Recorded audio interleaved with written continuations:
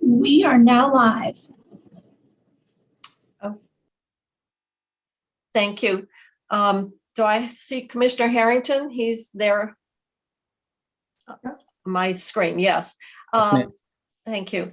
This is Senate Appropriations, and we're continuing to take testimony on the 2022 budget. In between H315 and a couple of other bills that have been sent to us because of an impact on spending.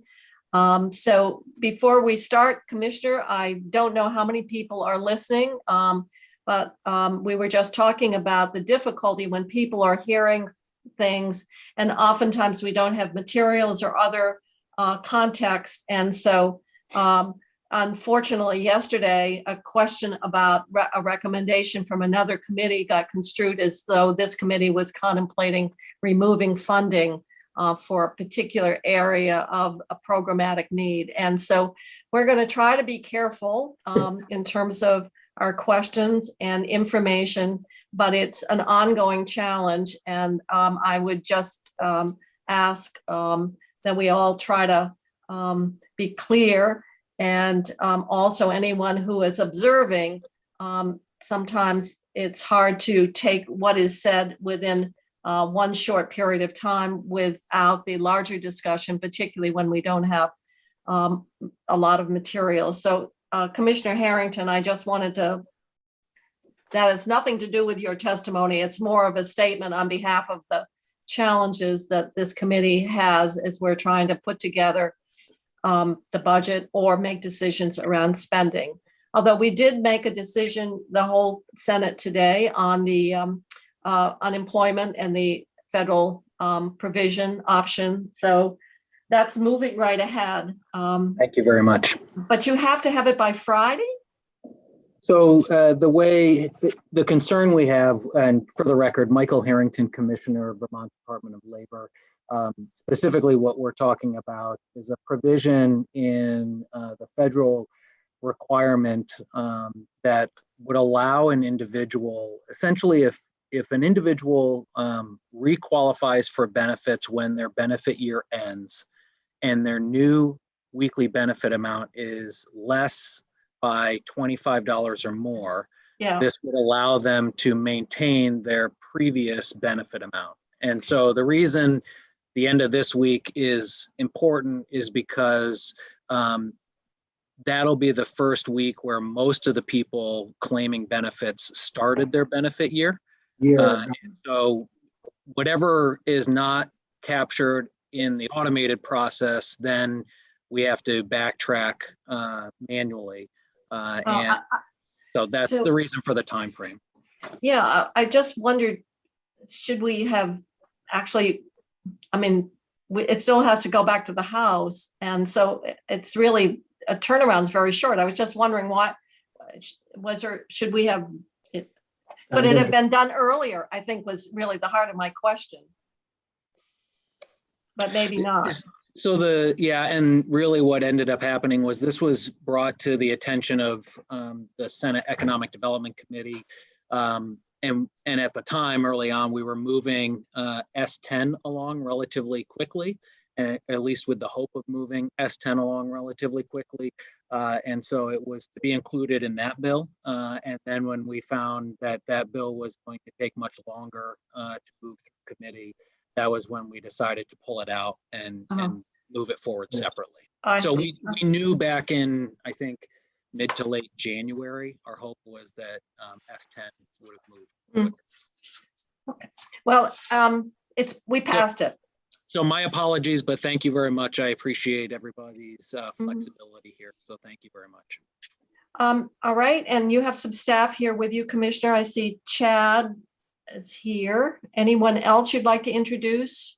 Today, I think it'll just be myself and Chad Wozniak. Many of you know Chad. He is the department's chief financial officer.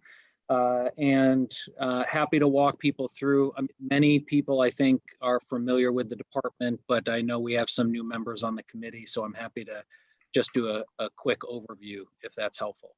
I don't. That would be helpful for me. Okay. Yeah. Just the commissioner, just, you know, we're the Senate, we only have half a day. So we, if we could have a quick run through and give people Sure. some context. We have two new members, Senator Ballant, but she's very familiar because obviously being on the morning committee has been immersed with a lot of the work of your department. So please go ahead. Sure. Just overview of the department, very high level. The Vermont Department of Labor has 4 divisions. You are probably familiar with most, if not all. Our Unemployment Insurance Division, obviously, our Workforce Development Division, our Labor Market Information Division, and our Workers' Compensation and Safety Division. 3 of those 4 divisions are fully federally funded. There are some general fund dollars that go to workforce development for special projects and programs. And then our Workers' Comp and Safety Division is a combination of some special fund dollars and some federal dollars. I think overall, and Chad has the new numbers, but I think we're relatively around 85% federally funded. And then the rest is made up of general fund and special fund, although general fund is a smaller portion of that. The department as a whole typically has about 250 employees. About 150 of those work out of our central office during traditional years, and the rest work in the field. We have 12 regional offices across the state. These are called career resource centers and are federally qualified and certified one-stop job center, which we are required to have under federal law, is our Burlington office. But they are all American Job Centers, and we participate in that program through the Workforce Innovation and Opportunity Act. I think that probably of most note is the work that our Unemployment Insurance Division has been doing over the past year. Obviously was quickly overwhelmed at the start of 2020 with the number of claims, and continues to work at a level that's about 10 times greater than the average of the program. So we typically run anywhere from 3,000 to 6,000 claimants, depending on a high or low season. And currently we run roughly around 35,000 claimants between all or among all the programs. So you'll notice that in our budget documents, there's the one that that I think is pretty traditional in terms of what the committees review.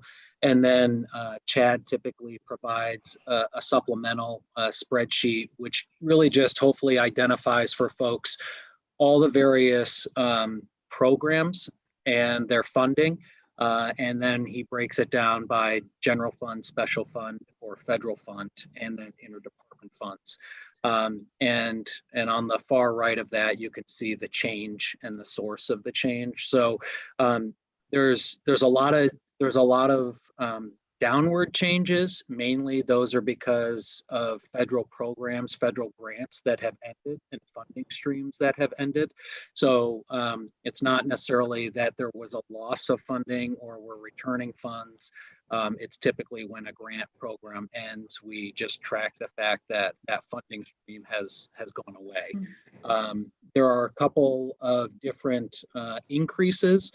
Most of them are federal funds, and you'll see that those increases are typically just related to funding the federal government.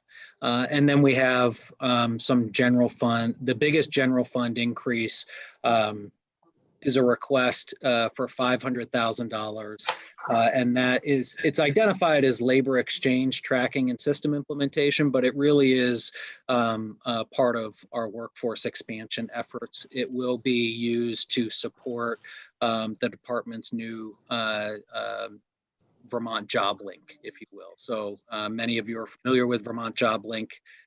It's not always user friendly. It prevents employers from wanting to use it and claimants from utilizing it unless they're required. And so we are on a track to redevelop and redesign that system. It serves as the backbone of our workforce development system. So it's a job board on the front end, which is what people see, but we also do all our case management and federal reporting out of it. So we expect that there will be ongoing increased costs associated with not only enhancements, but maintenance and support for the new technology. And so we've articulated that here in this budget. So with that, I'm happy to answer questions. I'm sure, Chad, if you have anything you'd like to add at this point, or we can just jump into Q&A. Okay, questions the committee might have.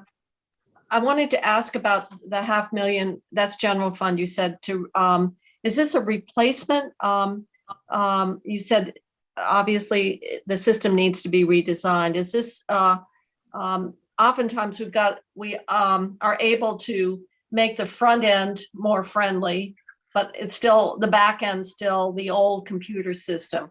So is this a module that in fact we would be procuring and that is being used in other states and has a track record of utility? I would, in light of your IT difficulties, I thought it might be helpful for us to understand what it is exactly what you're proposing here, and what you're because what makes it successful is that you're doing something that's got a proven track record that it works, that you've got the right people managing the implementation, and you're not trying to customize or do too much. So I just wondered if you could speak to, you're not doing too much for $500,000 in IT. So we might as well accept that. That is correct. Our current system is actually a web service. So we pay a vendor for that service. We pay subscription fees for that service. We are at the point where we need to put this out to bid again and do a competitive bid process. You will also identify and probably are aware that there is $1 million set aside in the governor's IT recommend for this project. So the $1 million is really on the procurement and implementation component, and this is really designed on the ongoing maintenance and support. So not only maintenance and support, but typically what we find is that there are substantial licensing fees and subscription fees. So from this perspective, it will be another cloud-based system. It won't be something that we necessarily house here, but it will be, in the end, it has to be something that not only allows an employer to post a job opening, allows a job seeker to post a resume and links those two up, but it also has to allow our workforce development staff to case manage people who are enrolled through our program in the Workforce Innovation and Opportunity Act program, and then be able to report on that progress and that case management work to the federal government. So, but the current solution we have right now does all three. Whether it's one solution in the end or two, we're not sure, but we're at the RFP phase, and I think would hope to have something pretty close to implementation by the end of the calendar year. It would be my hope. Okay, committee, you mentioned the governor's proposing, obviously the state of the unemployment insurance system is well known, and it's an old system, no question about that. And the governor has recommended out of some general fund about $53 million would be set aside to support IT projects. So you made reference to what the governor's proposing, perhaps, and that would be part of what we are going to be deliberating in the overall 22 budget. So could you just speak to that request as it relates to your department? Sure. So within that that request, there are a couple different projects. One is the workforce development job link replacement. Another is our financial accounting system, or known as FARS. The other one is UI modernization. The UI modernization is really what we proposed and what's in the governor's recommend is phase one of our project, which would be predominantly the user interface between the department and the claimant and the employer. So it's not the full package. I think the request is about $3.5 million. But a total system is probably closer to 25 to 30 million. Just based on what we know nationally.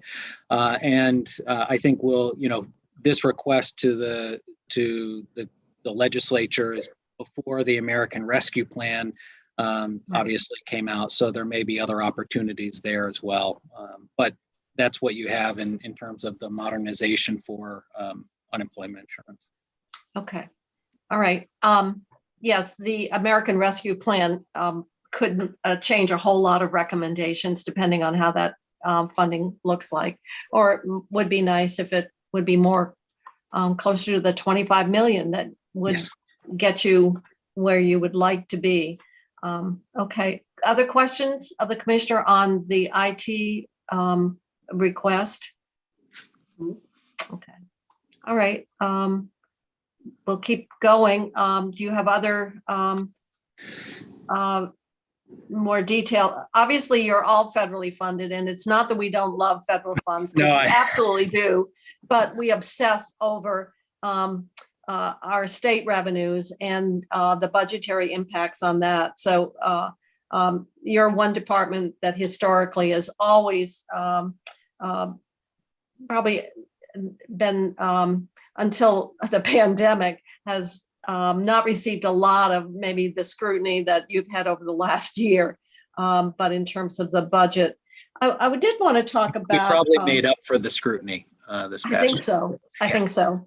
And we always were saying, oh, Department of Labor, and they have all that federal money, and their office equipment is so much better. And, everybody looked at envy, and now nobody's looking at you enviously, I don't think. No, I don't think so. I may just offer to Chad. Chad, do you have anything that you think we should hit on that I haven't already mentioned? No, sir, and thank you, committee, for having us today. The only point I want to reiterate is what the commissioner said, is that the only up that the Department of Labor is requesting in our base budget is the $500,000 that the commissioner spoke of for the labor exchange tracking and system implementation. So everything else from the general fund side is essentially where it was last year as well. Okay. So that's a base increase that is being requested there. That is correct. Okay. Other questions on the budget? I wanted to ask you, we've had some conversations, and in the Senate, in this committee in particular, we've had discussion around what we do for our youth, and we've done. Sarah Buxton has been really helpful in those discussions in terms of programs and trying to give youth an opportunity to get job experience, to earn some, and also have adult supervision in a way that gives them workplace skills. And one of the big challenges, of course, is for kids who are from families with more limited income, transportation or car oftentimes is a barrier. We had some discussion around that, how programs could be designed to recognize that needs. And otherwise, we were finding we had a lot of take up. Kids really love the Youth Conservation Corps, but they were kids that were coming from much more fortunate financial circumstances. So one of the things that we have out there, and I just want to throw it out, the committee hasn't spent a lot of time necessarily, but as we're looking at workforce development, and we've put in some money in a variety of ways, looking at what we could do for youth workforce development, and whether it's Youth Build. I know that we've got Youth Conservation Corps. There are a number of programs that are out there, but has there been any discussion around with the money that we have, are there ways in which we could, particularly kids that are coming out of high school in this environment, where where we could do something to connect the youth and more with the workplace. So I would probably defer to Sarah Buxton just as the internal expert here. I do think we know there is added emphasis by the federal government on the job training and career experience, job experience, whether it be through apprenticeships or internships. So I do think, to some degree, getting that work experience is the key to a lot of this. We are beholden to somewhat to the federal funding we get in terms of how much can go towards. They break it into two pots, in-school youth and out-of-school youth. So those that are actively engaged in education and those that are not. And obviously, the ones that are not are much harder to track down and identify and connect with. But there has been emphasis at the federal level to really focus on those folks, the lost few, if you will, lost youth in terms of those that have left the confines of the school and the educational system. So I do know we have done extra work there. I know there's been a number of different projects, and I think we would still look to use some of our more flexible funding to focus on job experience specific to youth. I think in the past we've done things like barn painting and some other efforts to provide youth with necessary skills that then launch them into employment, more full-time permanent employment. And I think that certainly will remain our focus going forward. I think the question is really, what do we have for available funds? Either in our workforce expansion. No, I'm not even asking you to pry out of existing funds. We're sitting here and everybody's saying, oh, do this or do that. And we have an affinity for you can call them whatever we want. We call them forgotten youth. They tend to be marginalized. They tend to be the ones that are, not maybe in school and, sort of technically in school, but de facto not. And how do we connect with them? Because let's face it, in the demographic reality of New England and of Vermont, we need every youth who's got it's got potential to succeed. And so if there are ways that we could do something, we have a request that for this year, seniors, we should continue what the McClure Foundation did, and that's give them a chance to take a course at CCV or to take a course at one of the other colleges or whatever. So I was just throwing out: is there an opportunity for us to think about and not forget in all the competition? Because we hear from people that have all kinds of advocacy, that have their listening. But I would suggest that probably this group of young Vermonters don't have an advocacy group that is pushing for them.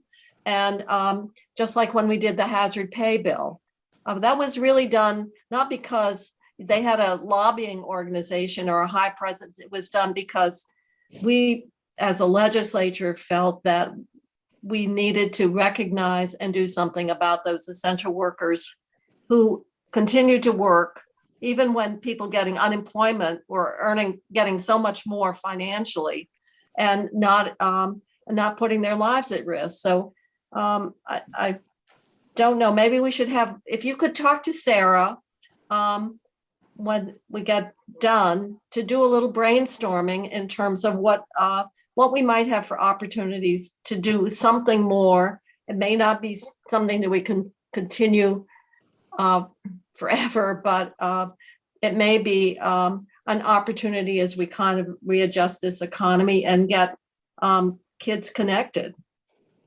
I think that's great. I think we're always open to working with this committee in terms of finding kind of new and creative ways to reach these various populations. So I think from that perspective, we're happy to have that conversation and talk about possible ideas that the committee may have.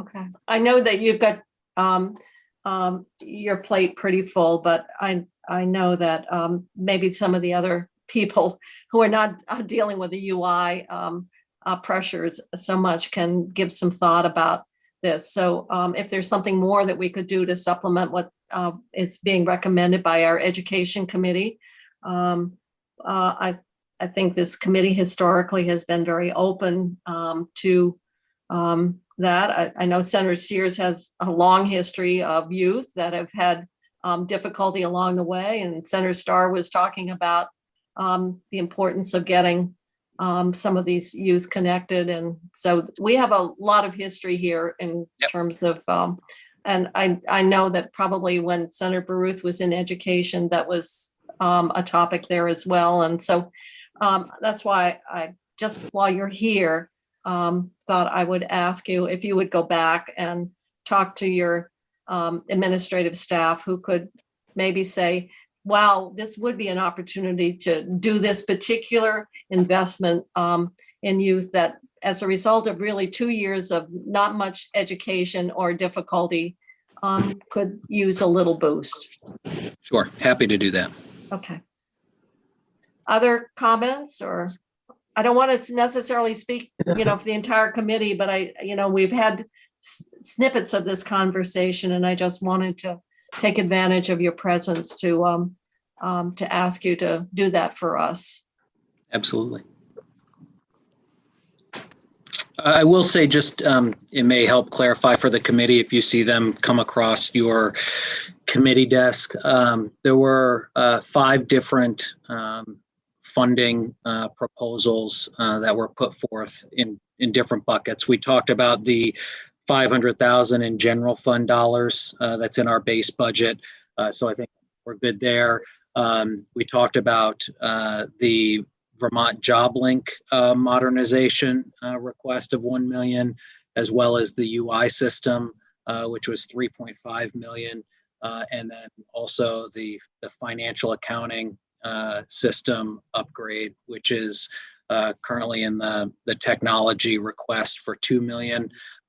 The other piece that the department put forth as part of the governor's overall recovery effort, COVID recovery plan, was a $500,000 initial funding component. And thank you, Chrissy. I had Amanda send this over. You should all have it now. But the $500,000 COVID recovery would be about focusing on kind of the reemployment and employment of Vermonters and the expansion of the workforce in response to COVID-19. And I think there's the potential there, if year 1 goes well, to come back and see what we could do in year 2. But year 1 talks about kind of reevaluating what employers need and what the market has available in terms of jobs. And then also expanding things like virtual services and implementing a customer relationship management tool with ACCD, and working to better promote jobs with employers, and again, all these kind of things that fall into a jobs campaign when we're trying to make a concerted effort in a recovery from a pandemic and what is likely to be a multi-year economic downturn, if you will. So just wanted you to have this in front of you in case you had any questions from the committee now or later. Okay, that's it's helpful to see questions, committee. Yeah. The jobs campaign, that's something you'd be doing jointly with ACCD? So ACCD has a number of requests, obviously, that have gone forward in a number of different areas. I think, these are all things that we have wanted to do for a long time. They're not necessarily supported with, and I say a long time, but we've been talking probably over the past year to 2 years, maybe 3 years about some of these. And I think we felt like these would be a great first step for us to work on our recovery based on the success of these efforts and also the information gathered and garnered from these efforts, like an employer needs assessment and available job market analysis, would help us come back to this committee and come back to the legislature in year 2 and propose maybe more robust or concrete items and goals for us to achieve as part of our recovery effort. Okay. I believe Senator Starr had a question. Do you have a question, Bobby? Well, not a question so much as I just wanted to tell the commissioner that during the heat of all the bad unemployment issues and people were having all these problems, I dealt with Cameron Wood from your department, and he was so good to work with. And I mean, we would correspond, early in the morning, late at night. He was just very helpful, and I really wanted to let you know how much I appreciated that. Thank you, Senator. I'll make sure to let him know as well. Appreciate that. Well, I tried to spread it around. So Cameron was the beneficiary and Amanda was a beneficiary. So I thought they would all want to hear from me. So I'm sure they did. Yeah, right. Well, so I will say, and I think I've testified to this in the past. It's been a long road and hard for so many. We're not out of the woods yet. I think from the where we started, we're in a much better place. But the department still has some significant hurdles ahead of it and challenges with regards to capacity and capabilities related to its technology. And every day is a surprise around here. And the team is working hard. While we're also trying to balance, positive mental health and making sure people get the support they need. But, we're not out of the woods yet, but certainly in a better place than we were back in April of 2020. I know we forget. What is today? March 9th? March 10th. Yeah. 10th. It was March 13th that we left the State House. Went home. We haven't left. I said when those 1099s all went out wrong, I said, I bet the commissioner would like to hang himself the way things have gone and then get this damn mess on top of everything else. I know. It separates the men, separates the hay from the chaff. All right. You're using something more general. All I can think of is the lesson or the question in the book of Job, and that's why God me. All good questions. Yeah, and we all go through our Job moments, but you've had more than one. Can Other I just questions? add I just have to add something positive for Commissioner Harrington, which is I went to get my hair cut, the second time I've gotten a cut in the pandemic, and my hairdresser does nothing but talk about Governor Scott's press conferences. She's completely in love with the governor and his handling. And she said several times, and I also love that Michael Harrington. He's great. So you have fans. Can you let out me there know her name and contact information? I want to send her a thank you. It's a HIPAA violation, but Yeah. Okay. Well, as you can see. Well, I don't know. I mean, talking about haircuts. We get down to that. I'm just want to make sure that we give the commissioner opportunity to give us the information that he came for today. Alice, you have a question? What is the situation with your workers? Are they still all home or half at the office, or how is that working around the state? Around the state, specific to the department, we're predominantly remote and even in UI, but we do have a contingent, myself included, Chad as well, that have been here every day since last March.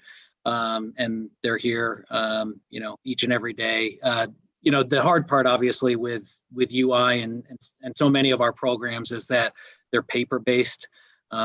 Lots of mail, lots of copying, lots of scanning and printing, and so it does require some on the ground people. But we keep that to a minimum, and for the most part, I think we have done pretty well at keeping our folks remote. Not every state was able to do that. So from that perspective, I think we've been good. Thanks. Thank you. I think, one question or comment I'll say too is that, as we look across state government to that point when employees return to the workplace, but also, I'm very keenly aware that, it's important for us to make sure we have a presence in our communities from the department and our workforce development division, especially during this period of high unemployment and employers looking to hire. So, we are constantly having that conversation of when is the right time to reopen our career resource centers and to what level, and because I do think having a physical presence in a place where individuals can go to receive services, especially in a state like Vermont, is important. So we're constantly keeping an eye on that as well. Great. And I think we would all say that here at the department, we always appreciate this support of this committee, and believe, we have friends in this space. So again, always appreciate coming here and enjoy coming here. So thank you very much. Well, thank you. Thank you. And thank you, staff. It's been an incredible year. So unless there are further questions of the commissioner or Chad on the budget, I think we understand the request. The chart was very helpful, condensed all into one sheet. We like that. Cliff notes for the committee member who has that part of the budget. So, Senator Baruth. Oh, well, he hardly needs Cliff notes then. Give him the full bale of hay, is what I say. I think we should get to asking questions on the floor. Oh. Especially right. about Form 199, the health of the UI funds. Uh-huh. I can think of about 30 questions for Senator Baruth for the floor. I will say during the past year, my knowledge of unemployment insurance has increased immensely. There's nothing quite the same as trial by fire or on-job training. So I'm sure Agreed. You feel that way. Agreed. Experiential learning. Yeah. So Senator Sears. No, I appreciate the trial by fire is really apt during this whole pandemic. And I think the Department of Labor has been out there with all the warts and everything else. They have done their best to try to respond. I can't tell you how many times I've written to them, but and the response has always been an attempt to try to fix it. There are so many people who have been really unusual situations during this pandemic. I've had a few people that work in Massachusetts trying to collect unemployment in Massachusetts. Massachusetts is not reciprocating with Vermont, and it's just heart-wrenching that these people are no money, and they're looking for help. And there's one group that thank the department for its attempt to be responsive to citizens who are in trouble. There's one. I've got another one. When I find the email, I'll send it to you shortly. Yeah, happy to receive it. There's one group, and I don't know whether other committee members have received emails, but would be laid off employees who work for nonprofits, who under the federal regulations, I think can opt not to participate in UI. And I believe Representative Marcotte has a bill in the House that would at least require those employers to notify when they hire someone that they're a non-participating business or in the UI system.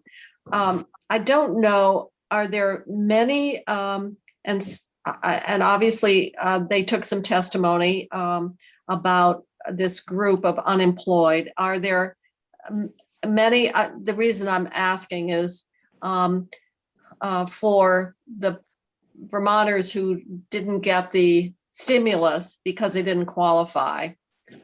We did a separate program for it was called equity stimulus. This isn't new, I guess the question has this been thought of, or is this a very large number of Vermonters who have found themselves unemployed and without that safety net simply because of the employer that they used to work for? Yeah, it's a unique situation.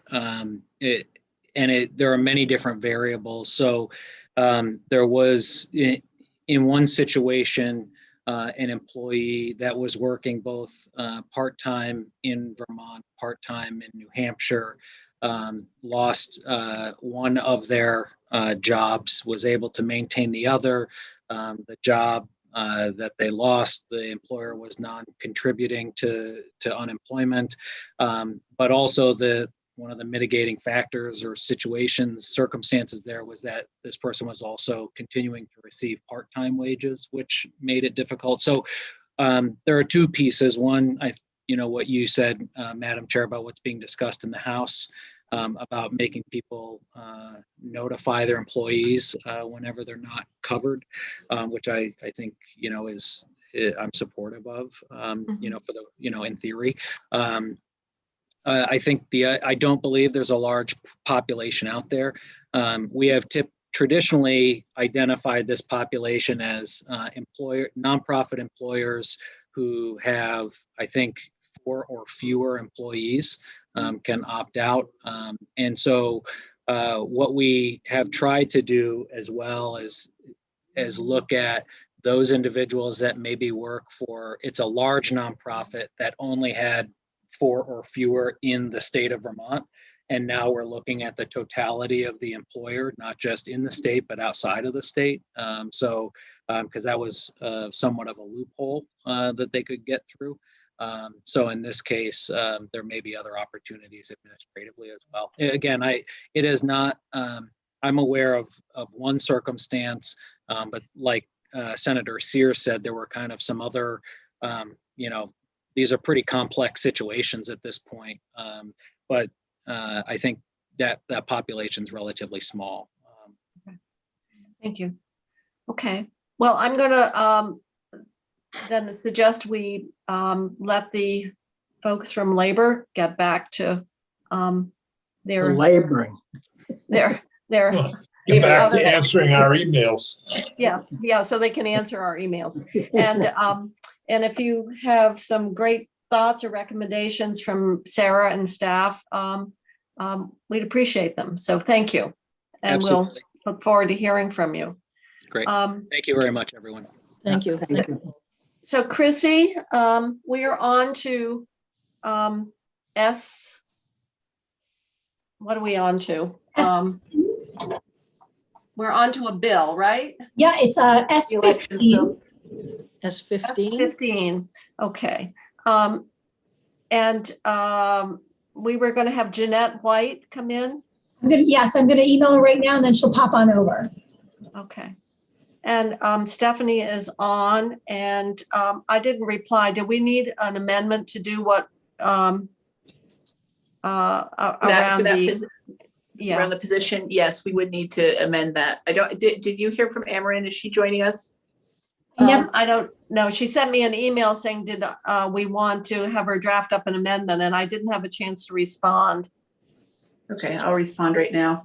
Thank you. And I did not hear back from her, Stephanie, and so that would be great.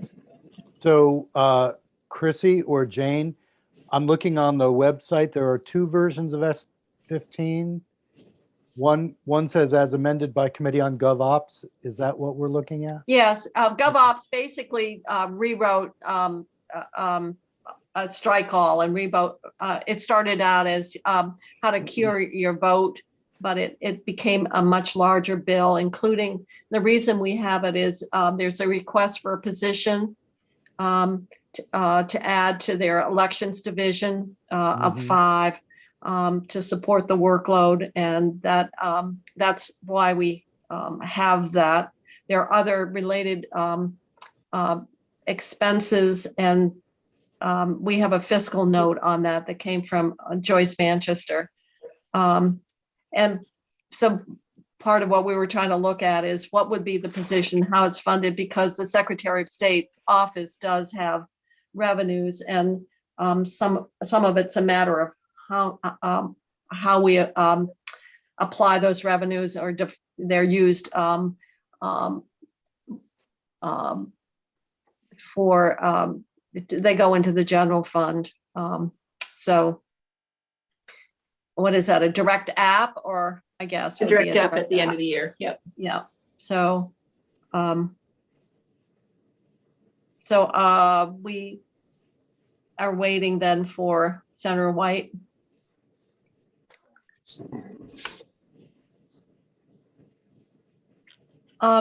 Senator Ballant, in terms of, I know that is the Commerce Committee on the business grants, is that what is the status of their recommendation to us?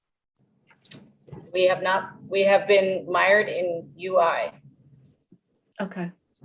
We're not quite done yet. I know we're getting closer, but that has been a huge lift this last week and a half. So Okay. The chair, I think, was talking about having something to you tomorrow. Yeah. Okay. Yeah. Well, we were hoping, because there had been some thoughts shared by the auditor as well as Yep. Tom Cavett, how to incorporate that. And then the other was, well, with this new American Rescue Plan, what would be the interface? And maybe we can put some language in that would recognize that possibility. So if I was thinking, if that funding source would provide assistance to businesses that hadn't gotten it in the past, then we could sort of anticipate that and put it in that, that eligibility is also contingent on not being eligible for the new federal assistance to businesses. So maybe there's some way we can move it forward to give us sort of a contingency ability to move around depending on what we find out more with that bill. So Senator White, you look like you're still in the same spot as we saw you earlier. I haven't moved since this morning. I got my second COVID shot this morning. Good and job. Since then, I haven't moved. Oh. So I have to say that it's much more fun to come into your committee room, to just walk around the corner and come into your room. But I appreciate the chair here better. I don't feel so much a supplicant. Oh, we've lost our edge when we had sort of looking up and sort of, yeah. Senator White, have you had any reactions to the second shot, or are you feeling good? I had it at 8 o'clock this morning, and my arm isn't even sore. I haven't had any, nothing. Good. And I've had both of mine, and I kept waiting for something, but it never did happen. So I guess I didn't suffer much either. And they say the older you are, and I'll say it because I'm old, the less reaction you have because you've just built up so many antibodies over the years. Oh. And so that's why younger people, particularly the second shot, if you have Moderna, I've heard is out of the two, it's where people might experience it. But a lot of it has to do with the older you are, the less of a reaction you have. Well, I guess I should have no reaction then because I'm old. Well, must be we're all both old enough then. Alice? Son-in-law who had his Me second, too. I didn't have any trouble. he had already had COVID back in March, a bad case. And he got the second shot, he was sick for 2 days. Oh, my Oh. goodness. Yeah. So, Wow, Hmm. why, I wonder why that would be if you had antibodies from, and he had antibodies. He'd already been tested for that, but yeah. Wow. 2 days sick. Hmm. I mean, really So- sick. Well, that's unfortunate, but he's okay now. Fine now, and he shouldn't get corona at all, Well, hopefully, Yeah. Hmm. again. Well, Jeanette, we're glad that you've been shot up and that you're not having adverse response. And we want to talk to you about your bill, which we think is a major rewrite of the bill that was introduced. It's oh. more than curing the ballot. And where Well, is So we worked, what we did is we started by asking everybody involved, all the political parties, the town clerks, everybody to send us their list of changes that they would like to see to election law. So we didn't start with a bill. We then came up with what you see before you, and we needed a vehicle. Yeah, that's right. So it's basically a strike all and Yeah, yeah, okay. That's what we understood. Yeah. And that's why we're asking you, as opposed to the lead sponsor of the bill that you completely rewrote. yeah. Okay. So, yes, so it is the government operations bill. It is not, was not a committee bill because one of our committee members did not support it. So it is, that's why we needed the vehicle. Mhm. Okay, and the reason we have it is because there's a position, but there's also additional money associated with mailings. Yeah, there's, the way I understand it, we asked for a fiscal note to be forwarded to you. We did not have the fiscal note in time for it to get to us. I've shared it with the committee, but we forwarded it to you. And I believe that it says there are about $800,000 in one-time expenses that would only occur once. Well, that's what one-time expenses are. And then there's ongoing expenses, and it could be as much as $2 million per election. And it's just for the general election. So it would be about $1 million a year for that, plus the position. Mhm. And they did it last year with 5 people, and those 5 people did not sleep from January until the end of November. They were, and we can't ask them to do that again. And it might get easier if they have all this one-time changes put into place. It might get easier, but I think they really do need the position. So I'm a little, and Stephanie, maybe you can help us. For the Secretary of State, for the cost of these elections, and I think we did appropriate money before to support the cost of the mailing. So for the cost of the mailing, which is about 2 million, that's all general fund? It generally is, you do a one-time appropriation every other year in the Okay. bill. So the question I have for Joyce, and I just thought of it as you were speaking, is, we normally put in $400,000 to $500,000 every other year. So I don't know if the 2 million is on top of that sort of every other year baseline, or if it's the new money to us would be net of what we normally put in. Is Joyce with us? No. My understanding is that it was the total, that it wasn't on top of that. Yeah, so you would, without this, you would still be normally appropriating $400,000 to $500,000 every other year, as opposed to the 2 million. Well, then you'd be appropriating 1 million every year instead of 400,000. Yeah, you'd be So it doubles appropriating, it more than doubles. Yeah. Yeah.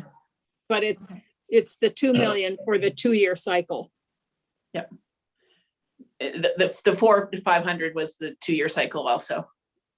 Oh, I thought it was every Yeah. year you did. No, the it was 4 to 5. every other year. Yeah. Oh, I see. Got it. got it. So you'd be upping that every other year by 1.5 or so. Okay, got it. So committee, we have a bill that because of trying to expand voting, and I don't know about even in our local town meeting that was done by ballot, they'd never had so many people participate, interestingly, when I went over. So it does seem that it is a way of increasing people's participation in the voting process. So what we have here is a position which we have the ability to fund simply out of the revenues to the Secretary of State's office. It does, in the end, mean a reduction in the amount of money that that office would have to, well, we were just talking about, it would be a direct application of those revenues to the general fund. And then we would have to, when we have the election years, we would, like we have done, it would increase the cost of the elections for the additional, by the mailing, but for the cost of the mailing. As I understand, those are the two budgetary implications, Stephanie, just to confirm, and then I'll take questions. Yes. Yeah, okay. So Senator Nika and then Senator Sears. So do I understand that the money that would be put into this would pay for the town's, what would normally be the town's cost with regard to the mailing to and return of the ballots? The one-time money pays for a lot of the expenses that are going to the towns, like drop boxes and upgrades of their systems and stuff. The 2 million for the every other year for the general election pays for all the printing of the ballots and the postage going out and the postage returned to the towns. Okay, thank you. Senator Sears. Well, I'm concerned about a couple of things in this proposal. One is I don't know what the federal government's doing with their Vote America Act and whether or not there'll be help to the state for elections, or they'll put new requirements on the states. But I'm also concerned, particularly about the primary and the waste of stuff going out when you have 3 ballots flying out there.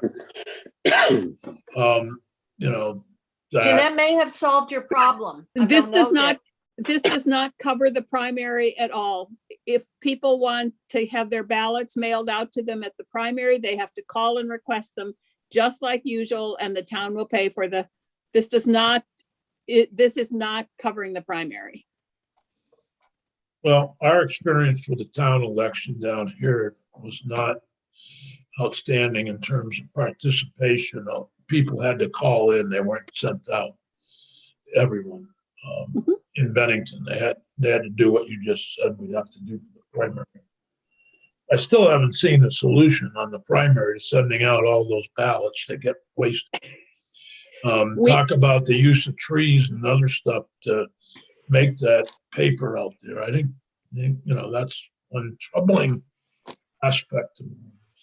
Well, if I can just comment on the primary, we did not include the primary here because of some of those reasons, but also the primary is a political party function. It is not a state election. It is the parties themselves. And we could go back to caucuses to choose our candidates. There's many options. We talked about only having people request a particular ballot like they do in the presidential primary. That would, people don't want to do that because they don't want to be associated with a party necessarily. We talked about having people have to register as a Democrat, Republican, or progressive, and then they get that ballot. But that's a much bigger conversation about how we deal with the primaries. But this does not cover primaries at all. And it still gives the towns the option in their own elections to mail out or still do it by request. It's up to them how they do their March elections. And they would pay the cost of Yes. that. Yes, this doesn't cover the local elections, just the general election in November. Okay. Other questions? So we need to be clear on that. It's for the general elections every 2 years. Yes. And the primary is not impacted here. That's a separate process. Okay, so Senator Bruce and then Senator Starr.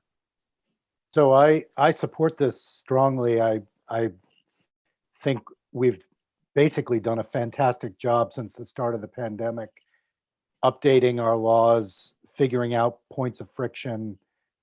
It's not perfect yet, but I thought the last election was a real success story. So my question isn't about the money piece, and I know we're not getting involved in policy, but just for my own sense, there's a piece, Jeanette, where on page 4, it's talking about ballot transfer, and it says that you can transfer periodically from a secure outdoor or drive-up ballot box to another secure container. And then it says, any such transfer shall be done in the presence of 2 election officials, if possible, of officials of different parties. Mhm. And I was just wondering quickly about that phrase, if possible. How do you see that? Well, you take the town of Putney, for example. Yeah. Our JPs, which is our election officials, are all Democrats because there aren't any Republicans that run. So it is not, it would be really hard to have an election official from the Republican Party or Progressive Party be part of that. However, what they try to do in most instances is get a couple people from the opposite parties. And the same is true vice versa in some other towns where it's all, I mean, we heard this a lot, that there are towns with all Republicans and all Democrats as JPs. So what they do try to do is find volunteers and name them as election officials for that particular purpose. But Okay. so we put in, if possible, in there at the request of the town clerks, because some of them just cannot find somebody else. So, and the reason I ask is because there was so much whipped up indignation nationally about officials from both parties not being present. So you're talking about a good faith effort that, they could demonstrate if they had to a court. Yep. Later And I just will say, when you said that our officials did a great job last year, most states that have mail out voting, and I call it mail out instead of mail in, because you don't have to mail it in. You can bring it to the poll if you want to, but it is mailed out.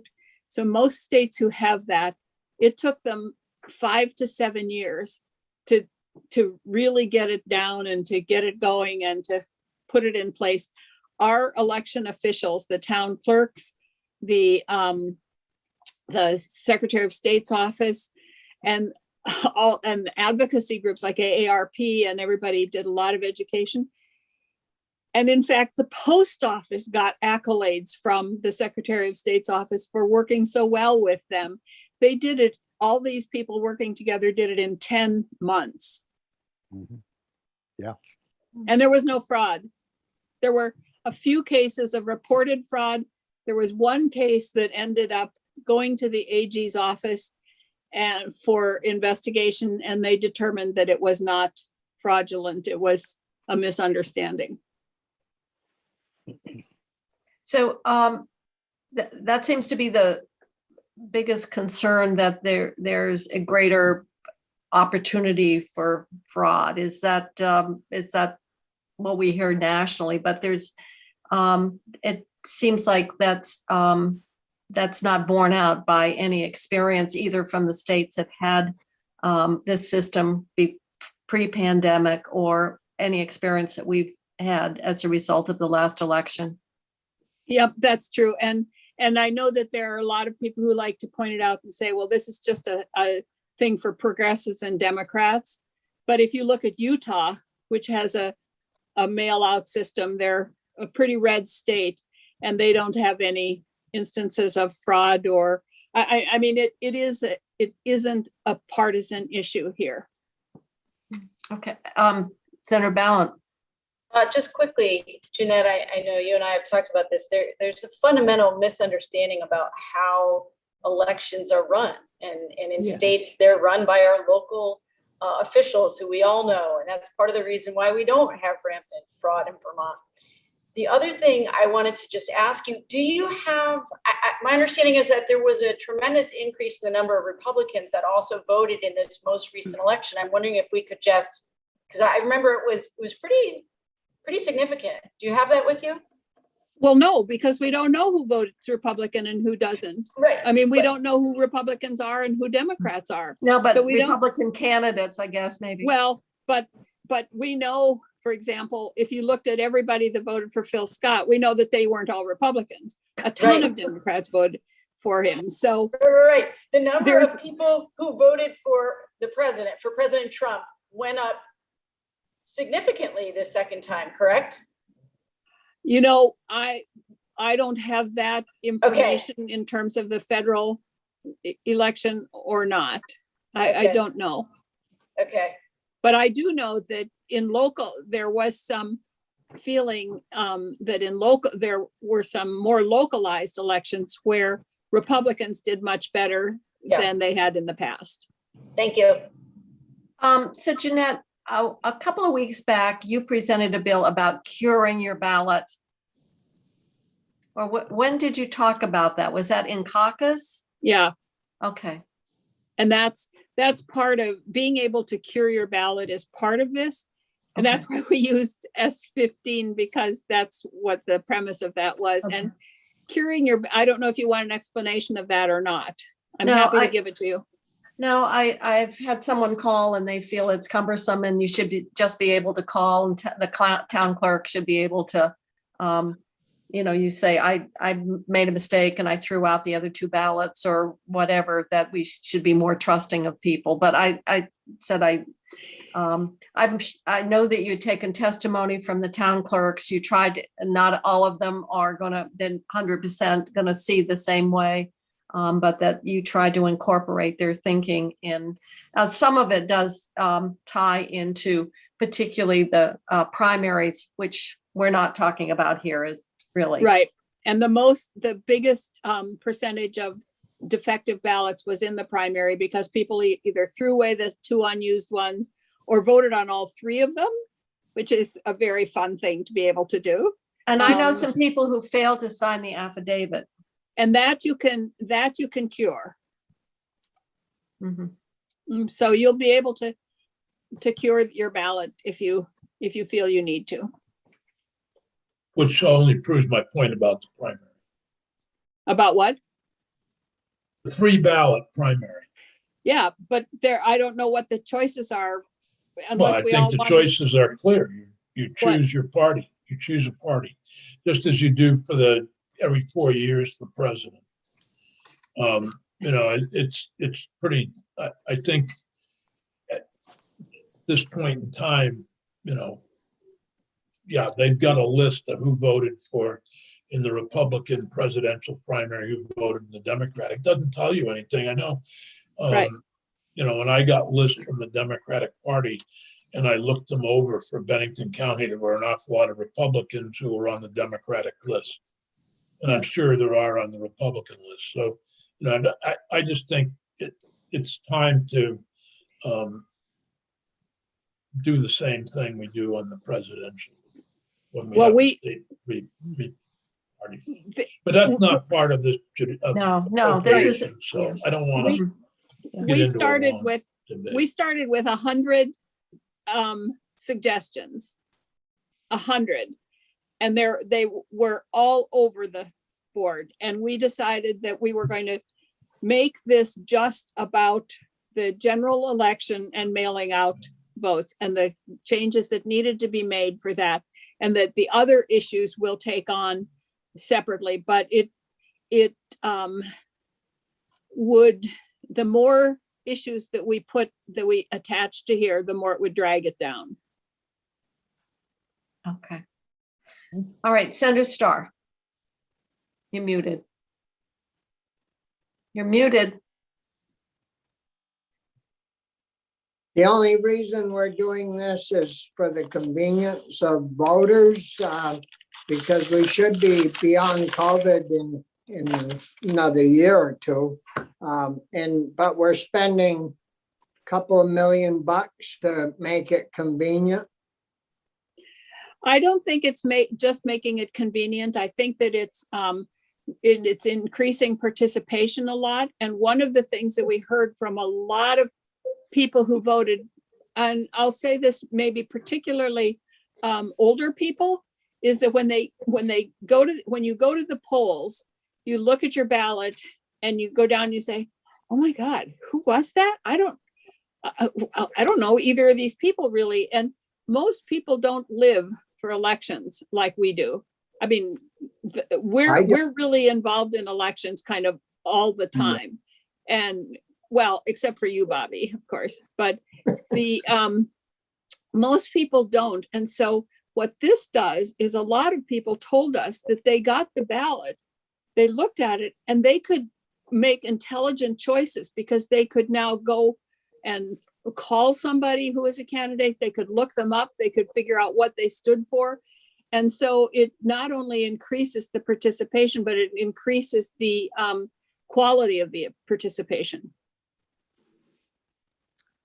Well, And most states that do it did it long before COVID. It had nothing to do with COVID.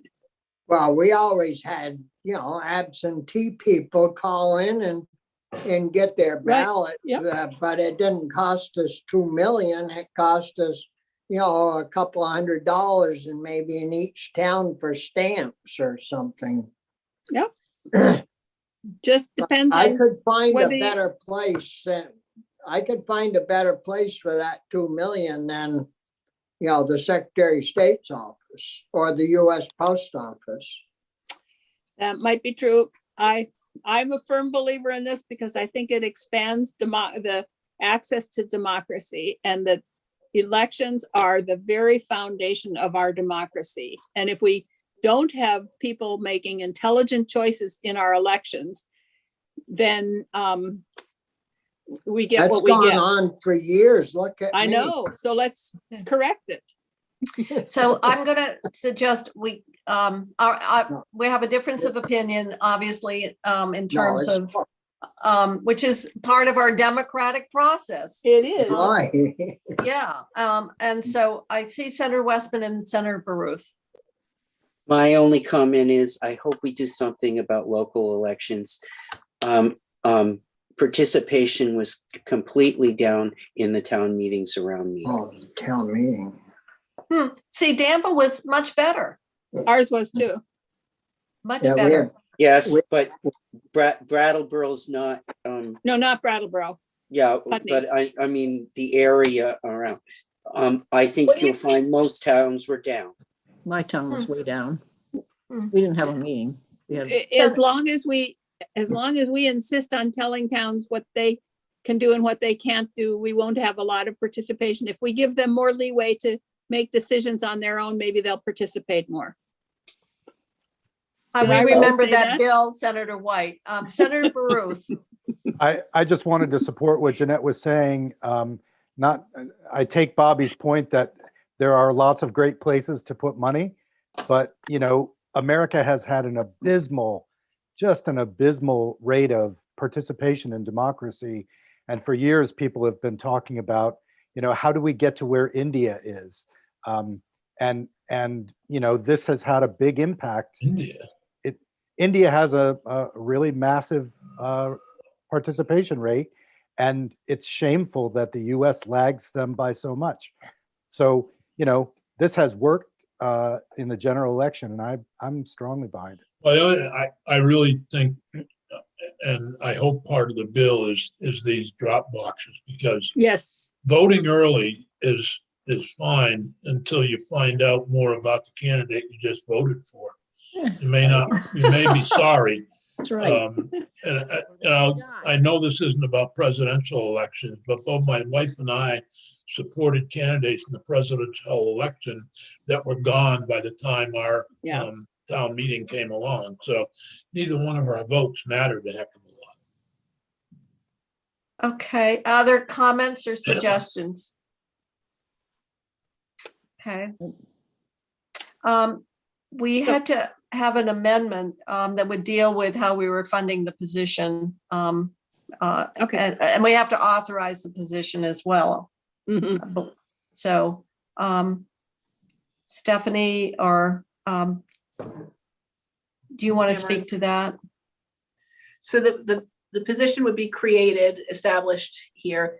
The funding piece, which would, the amendment I would recommend is that you actually appropriate the money out of the Secretary of State's special fund right now this year and allow it to carry forward to cover the amendment. That way you don't have to make an adjustment to the 22 direct app, the FY22 direct app. Because the revenues are on track in the Secretary of State's fund to come in as they did last year, which is about $300,000 over the projected number right now. So that could cover the cost. And then it will just be folded in FY23 forward in the budgeting process. So that's part of what we're dealing here, is creating that position to help support. My question, Jeanette, is obviously you said they didn't sleep for 6 months, and this was an incredible time frame. I'm sure you looked at the nature of the ongoing workload that is necessary and the staffing necessary, so that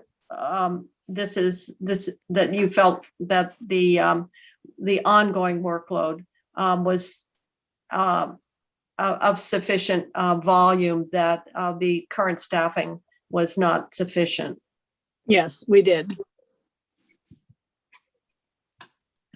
Okay. Other questions about the bill? So the amendment, do we have it right here? We can put up. If you're Through with you? through with me, I'm going to go back to my committee and leave you financial wizards to do your magic. Okay, thank you for making yourself available on short Thank you. notice. Okay, thank you, Thanks. Jeanette. Bye. Okay.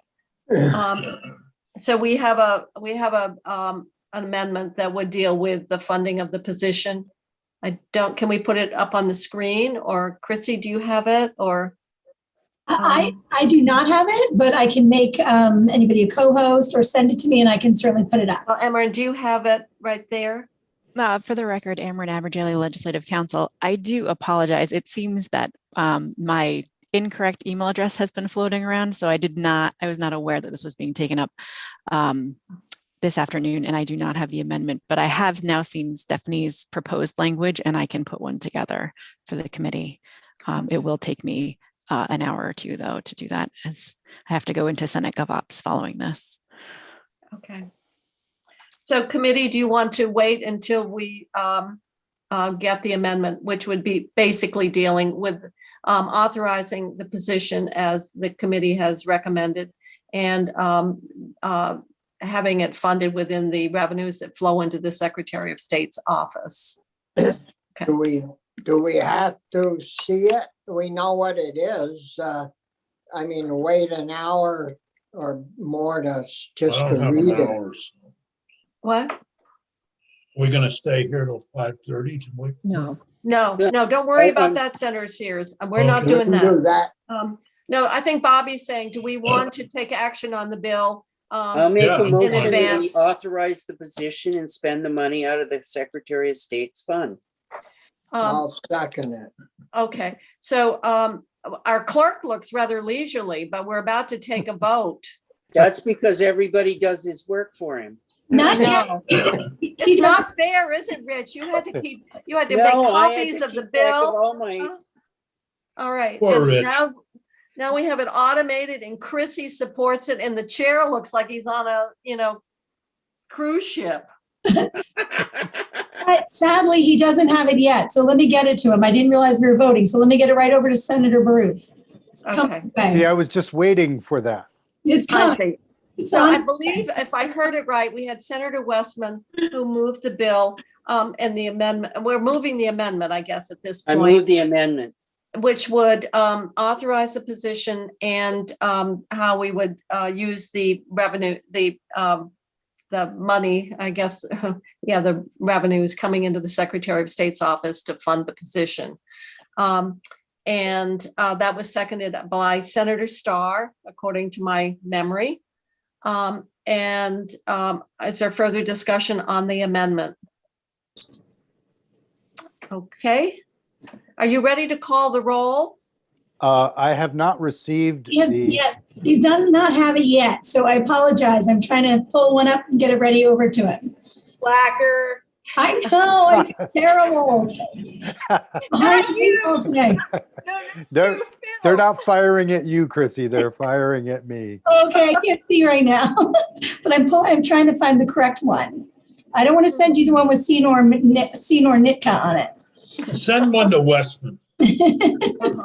I can run downstairs and get a sheet. No, that'll have everyone from last year. I know. Don't worry, I know I can work it around and make it work. You're back in that manual system. Okay, so it's coming. Oh. All right. File share. Senator Baruth, Yes? when you get it, note that I filled in all the top. I'm just quickly sending you the roll call one. Okay. And I've got it all, and I'll forward it back to you so you have a proper copy for your records. Okay, thank you. Okay. Oops. Oh, poor Philip, he has to file something. It's tough being clerk, Phil. I hate to tell you. My. I know. We had Senator Snelling, and I had this great habit of, as we were about to call the roll, she got up and left the committee room. Okay, So- here we go. I am ready when you are, Madam Chair. All right, why don't you call the roll then? Senator Ballant, Yes.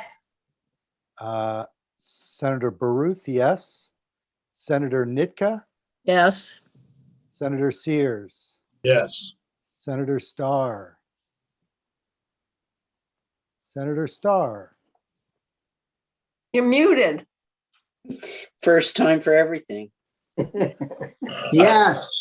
Senator Westman, Yes. Senator Kitchell. Yes. Okay.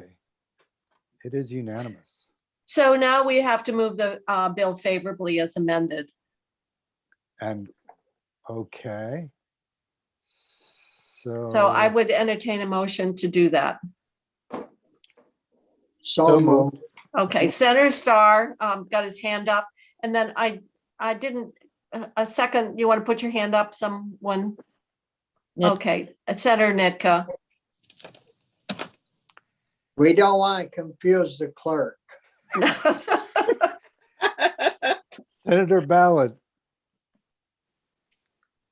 Yes. Senator Baruth, yes. Senator Nitka, Yes. Senator Sears, Yes. Senator Starr, Yes. Senator Westman, Yes. Senator Kitchell. Yes. Okay, also unanimous. All right, now let's see, who is the reporter? Secretary of State. I'll have to get out my folder here. I got one.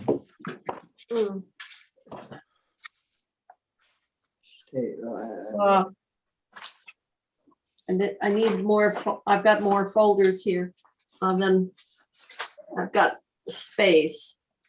I don't think they're on our list, Jane. It's got they've gotta general be- government. It's general government. So that would be Senator Baruch. Bill. I'll do it. Is that right, though? I don't see it on there, but that's general government. Treasurer, ethics, governor, Lieutenant Governor, libraries. Secretary of State's usually in the regulation part of protection, actually. It's under, it's Senator Starr. Oh, Well- it's Senator Starr. See, no wonder he was Oh, trying to yeah. push it on me. Senator Well, I Starr. think I'll change my vote. No, that's fine. All right. All right. Senator Starr is a lucky reporter. Okay. And Now, Chrissy sends that in or something. yeah, you have to confirm that the vote and that Yeah. you're the reporter. Yeah. Yes, so Senator Starr, once we actually get the amendment, and what I'll do is I will forward it on to the Senate Secretary's office, and you'll hit apply all. I'll also see Senator Kitchell, and I'll put the committee vote and a copy of the amendment, and we should be good to go. And Bobby, you have to sound enthusiastic when you report it. Hey, we're gonna spend a couple of $1 million, but we're all gonna vote right from home. Yeah. Uh-huh. Yeah, it's like ordering up your pizza. Just Okay. like being on Zoom. Exactly. So I hate to tell you, but we were going to talk about COVID relief from 3 to 3:30. And we don't have a break, but at 3:30 we have public safety coming in. And So- they're in the waiting room, just so you are aware. They're here when you're ready. Okay. So let's see, what else I do we need to have? leave by 4. if that's Okay, well, possible. this is your section of the budget. Yeah, and I've already met with them. Well, then why do we want to torture them even more after you've already done it? Because they're the Department of Public Safety, I guess. I see. All right, so why don't we let them in, and we will have the commissioner. All right. Okay, I see the commissioner. That's rather a beautiful scene in back of you. I love that screen. I don't know where it is. Okay, so Commissioner, we have the Senator Sears has your department as part of his budget assignment, and he said he's already met with you and gone through your budget in exhaustive detail, and that we could give you a break and just give you the rest of the afternoon off. I think that's what he said. If that's a true story, we're all in, Senator, and that's Lake Champlain behind me. Yeah, no, is that your view from your window, or is that actually a screen? No, it's a screen capture thing. That's Mallett's Bay, and it doesn't look like that right now. It's a frozen tundra, I imagine. I imagine it is. I don't think you'd see reflections like that with the snow and ice. So we're going to move through pretty quickly since Senator Sears has to leave at 4, and appreciate your coming. If you want to introduce the staff you have with you today, Commissioner, we are going to kind of do a high level in terms of your budget. What are initiatives or updates on maybe things that you have started, gives you an opportunity to bring us up to date as well. So I'm going to let you introduce your staff, and then if you have documents or highlights of your budget that you have documents you want to share, we'll do it however way you feel comfortable. Sounds good. We'll try to abbreviate it to 30 minutes or so. I know Deputy Commissioner Herrick is likely not with us right now. He's working on COVID vaccination strategy. Director Hallenbeck from Administration is here. Director Borneman from Emergency Management. Director DeRocher from Fire Safety. Let's see here. Dr. Conti from the lab and Colonel Birmingham from the State Police. Oh yeah, I think okay. round out the team. I see the colonel's even in uniform. Oh, good. And please, you have more than a half hour. I was just saying Senator Sears had to leave at 4, but we want to give you an opportunity to talk to the entire committee and for us to have a chance to ask you questions. So please don't feel that in any way I was suggesting that you only had the 30 minutes. Okay. Because the rest of us could certainly benefit from the information. Great. So the document we're working from is the FY22 budget proposal final. It's the slide deck that I think is 177 pages long, and we're only going to cover the first, 12 or 14 pages. I thought you were going to say the first 175. We could do 175. We may be here till tomorrow at this time. No, we're the Senate. We only want the highlights Gotcha. of the budget. Okay. So I'll ask the directors to jump in at any time. I either end up off the paved area of the road, or I'm going to hand it over to them in just a few minutes. But the overarching highlights are last year, you did a tremendous amount of work pre-COVID to help us set a strategy for 3 years of budget stabilization, where we were working through historic I'm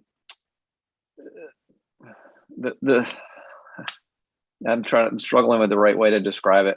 Basically, we would look at the budget in a given year historically and have come back for budget adjustment because we were short in overtime. We had tried to balance overtime with vacancy savings. They weren't, all of those various components. Mm-hmm. Training was sort of underfunded.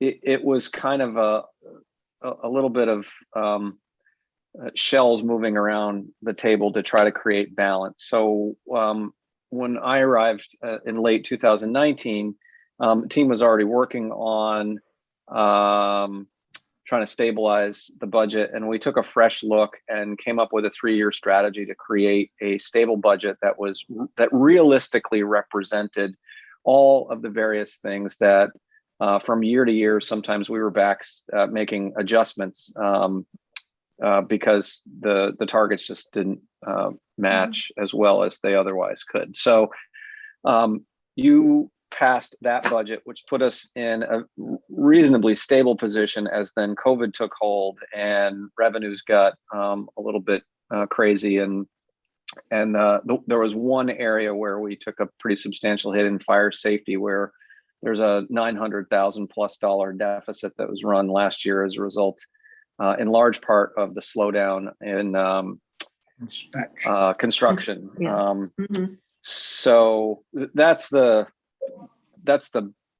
primary historic backdrop. For fiscal 22, we built on that foundation that was slightly altered as a result of the multiple budgets that were passed last year.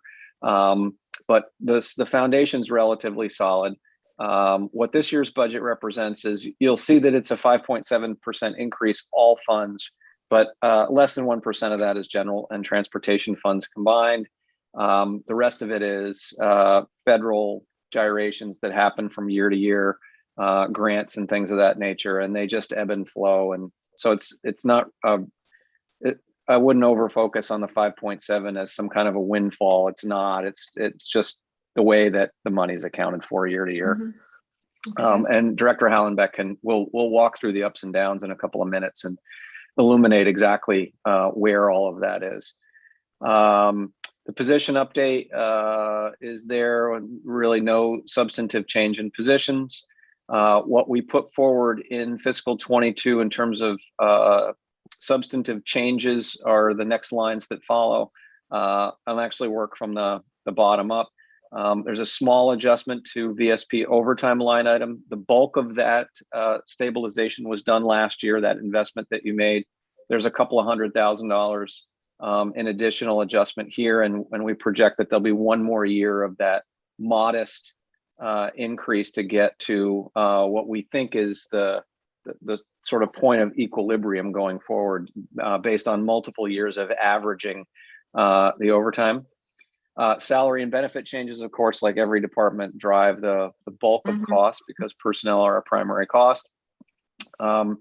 You will see in our budget a request for an additional investment in mental health clinicians. And I'll walk through that program in a little bit more detail in just a minute. We've got a paralegal position for additional public records in the budget. you funded and we finally deployed body cameras. They went online fully in December of this past year. And while we currently account for about 60% of the public records requests in state government, we anticipate that that number is going to increase as we get more and more footage that is subject to release there as well. So we put a position in the budget to help try to balance some of that. Right now, the deputy commissioner, our general counsel, some staff within the state police and scattered staff in other places help the one paralegal that we have on staff to manage hundreds and hundreds of requests. So that's why that's in the budget.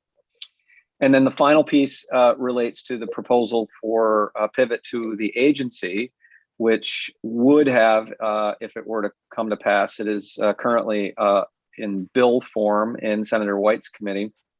It would have 2 commissioners and 1 additional administrative person. So there's a $439,000, don't quote me exactly, but somewhere in that mid $400,000 range budgeted in the event that were to come to pass. Those are the budget highlights. On the left-hand side of the screen, you'll see where the various funds flow from. And then we don't have anything on our screens. Oh, I'm sorry. I thought you had this available to you. Oh, we do. Rick, We do. Commissioner, Madam Chair, would you like me to share my screen right now? Well, if you want to screen share, that might be helpful. Some of us, I do have my other computer, but if there's a document, kind of a summary document, the ups and downs can get really a little weedy.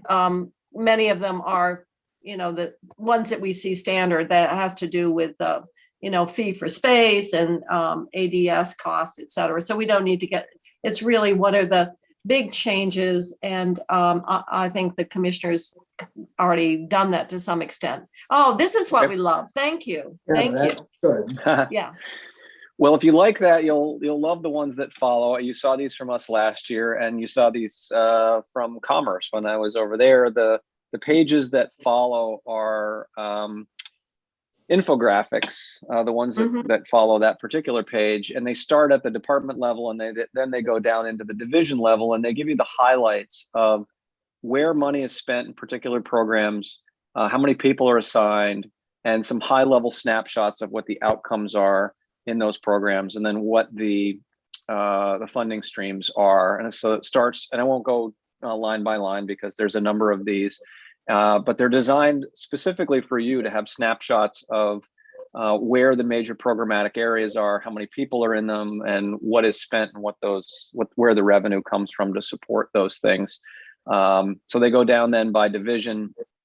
They're all color coded by the type of work that's done. So red is fire, and emergency management is blue, and the state police, of course, have to have green. Of course. And the lab is orange? Yeah, I don't know. I don't know if the director picked that, or we could always change that color. I will flag for you that if there are things you'd like to see illuminated here, these are working documents, so we can always add additional depth of detail. If it's things that you have an interest in seeing rendered on these infographics, just let us know. Okay. Well, it's a very efficient way of giving us a lot of information about the department. Okay. All right. You want to have another sheet? Are you doing it? This is the summary overall. Okay. Yeah, what comes next are some summaries and sort of the global ups and downs. And the one thing you'll note there is last year, almost $22 million in coronavirus relief funds were moved to support department operations to free up both transportation and general fund for use last year. And then the big alteration here is this is restoring those funds back to the base. So it looks like the current T fund transfer then to public safety to the state police then is, did I see 20? Was it 20 million? 20.25. 20, where, let's see. It's under the FY22 column. It's 20,250,000. 20 million. Yeah. Okay. A little more than 20 million. Okay. Because that was higher. We brought it down over some years.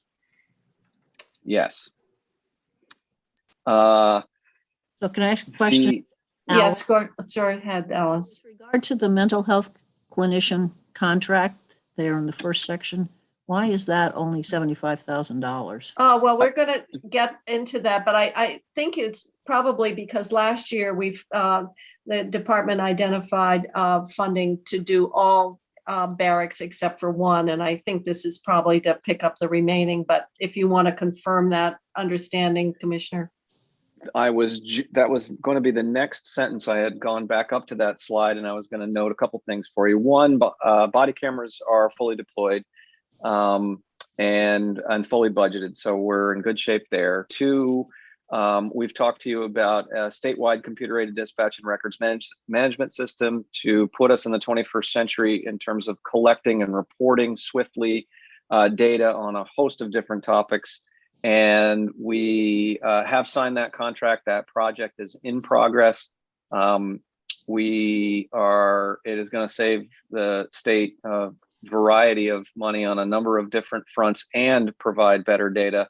And we anticipate that deployment of that system will begin as early as July 1 for the state police, and then roll out to a number of other public safety organizations in Vermont in the weeks and months that follow that, so that eventually the state will,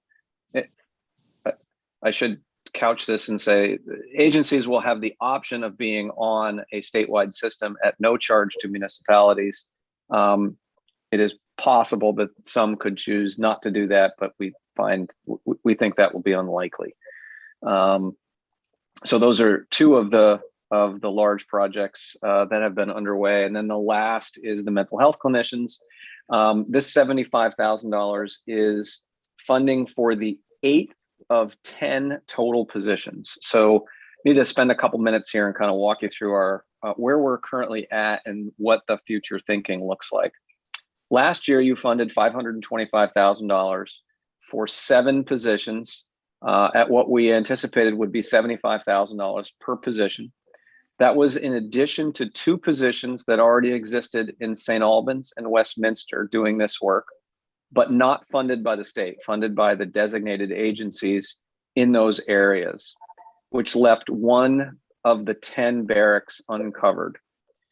The goal of this initiative is to provide coverage out of all 10 barracks, not only to the service areas that the state police cover, but to the service areas that surround those barracks, regardless of what agency is responsible for the coverage there. And then the long-term goals are to develop partnerships, including with hospitals, with designated agencies, perhaps with statewide organizations like OneCare or others, with municipalities as well, to build out a larger array of responders, all under the umbrella of one general program operating statewide. So that's the long-term goal. We have been engaged with the Department of Mental Health, designated agencies, and a host of stakeholders for several months now to develop the memorandum of understanding and the job descriptions for these positions. Those things are almost complete. We should be going to a hiring process in the next few weeks. But as a result of that, we've found a couple things. One we knew, which was that we've got 2 service areas that are currently funded by the designated agencies. So there's a disparate funding source. They're on a bit of an unlevel playing field. We're funding the positions in other barracks, and we've got the 2 that are funded in another way. There's some disparity there. The other thing that we found is that what we believe the average cost will be closer to $80,000 or just over $80,000 and not $75,000. So we've got to make some minor adjustments there. And what we are anticipating could work is this. We bring on the new positions at the $80,000 rate. There's no need to make an adjustment in the ask for this year's budget for a couple reasons. Well, for one primary reason, we're now 2/3 of the way into the budget cycle, and we've got $525,000 budgeted. We haven't begun to spend that money yet. So there's plenty of money to actually begin paying for all 10 positions if we were to enter MOUs into memorandums of understanding with all of the designated agencies across the 10 barracks. There'd be plenty of money for this year. What we would then anticipate doing, and this is all subject to approval by finance and management, and then ultimately going to you for approval, would be to request to carry forward the remainder of this year's money into fiscal 22, which would still have, that would create plenty of money to fund all 10 positions. And then we would come back to you in fiscal 23, this time next year, and ask for what we anticipate would be $200,000 to make the program whole, to be able to fund it across all 10 barracks in that third year. So that's what we're thinking the cleanest way to get to that point is. And I would also direct your attention back to this concept that along the way, we are also going to start trying to build those partnerships as soon as we get the program off the ground, to share funding and expand resources beyond just one clinician per barracks, because they're just, that is really helpful, but that's 40 hours a week or maybe a little bit more than that when there are a lot more hours per week that need to be covered. So that's the thinking around the mental health project. And that's why at this stage, we did not make adjustments to the dollar amount because we got that $80,000 mark after the budget had been constructed, and we didn't ask for more money in this particular year's budget because we knew that we weren't going to spend all the money that was allocated in fiscal 21 already. Okay. That answer your question then. So we had the two areas that already had this model in place, and the MOU you said is nearly completed. So have the other barracks, are they still yet to have an embedded worker at this point? Correct. The designated agencies are now reviewing the final MOU, and all of the stakeholders are reviewing the final job description. And as soon as those things are signed off on,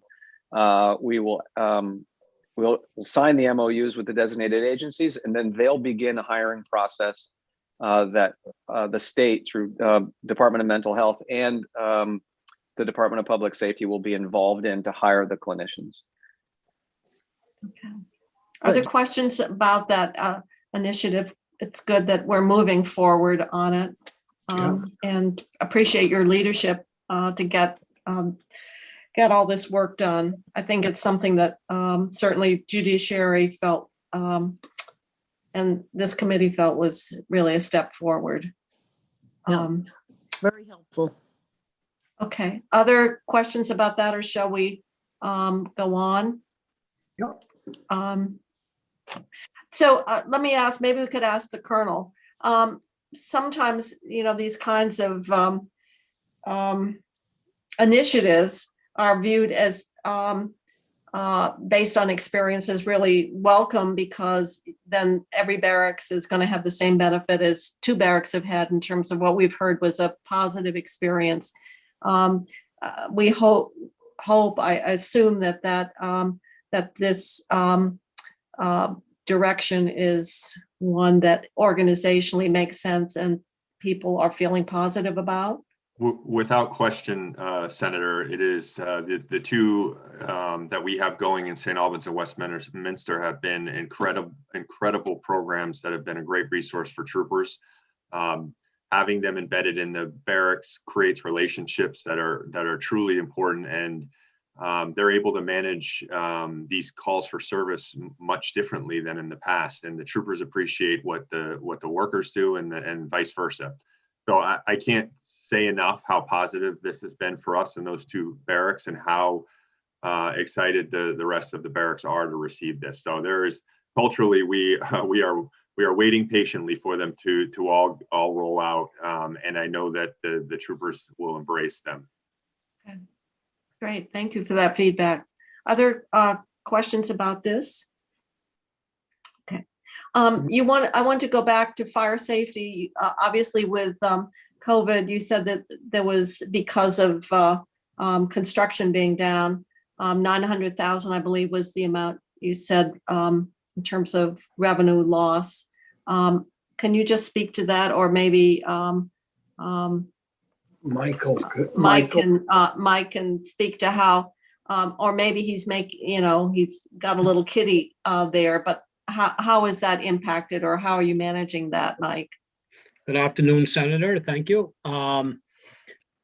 Yeah, we have seen a revenue drop off on the plan review fees, basically related to construction. And Rick has some, the finer details to the money amount, but we're even looking at some shortfall here in the remaining portion of this fiscal year.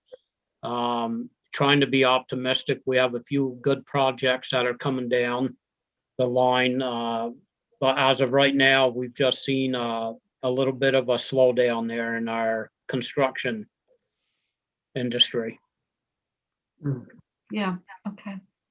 I mean, there's nothing more really to add other than, this is certainly COVID related, and we're just optimistic things will pick up here. Yeah, is that we all are optimistic, right? Right. Is that something, Jane, that you could use COVID money to cover? No, lost revenues to state government. Well, you're talking about in the American Rescue. Yeah, it potentially, if depending on all the other uses, but the last the bill that's I think the president's going to be signing shortly does give us some flexibility and assistance to help local and state government, which the CRF funding didn't do. Right. If I can add, we've put in a request to fill this budget gap through that funding. Yeah. Okay. All right. Anticipating the money. Anticipating the money. Yep. Just got to go out and borrow a little more, and we're all set. Okay. Other questions of Mike relative to that part of the budget? So emergency management, or any, obviously you've had a busy year. Any highlights that you want to share with the committee? Sure. Good afternoon. Good afternoon, Erica Borneman. And appreciate the opportunity to speak for a couple of minutes. Most of our funding comes from the federal government, whether it's through federal preparedness grants, through FEMA and Department of Homeland Security, or whether it's through disaster-related funding that we are able to charge some of our administrative costs to.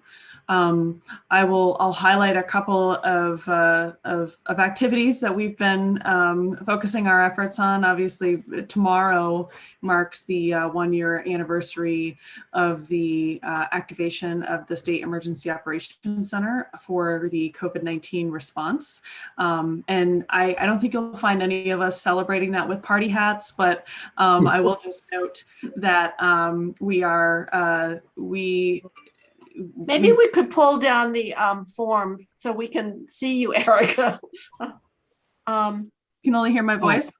Yeah, well, because of screen sharing, I have your ups and downs sheet, which is nice, but it would be nicer to see you. And so now we can see everybody. Great. So thank you. Great. There's nothing interesting in our budget anyway.